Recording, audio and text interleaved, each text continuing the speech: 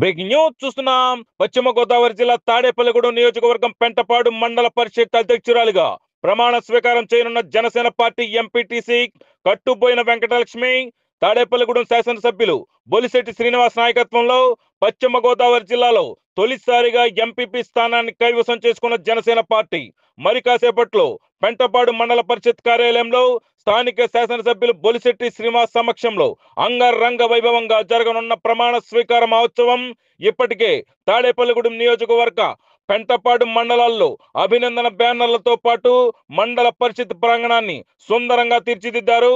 గత సాధారణ ఎన్నికల్లో వైసీపీ కైవసం చేసుకున్న పెంటపాడు ఎంపీపీ స్థానాన్ని శాసనసభ ఎన్నికల్లో జనసేన పార్టీ నుండి బొలిశెట్టి శ్రీనివాస్ ఎమ్మెల్యేగా ఎన్నిక కావడంతో ప్రజారంజక పాలన ఆకర్షితులైన ఎంపీటీసీలు ఒక్కొక్కరిగా జనసేన పార్టీలో చేరారు.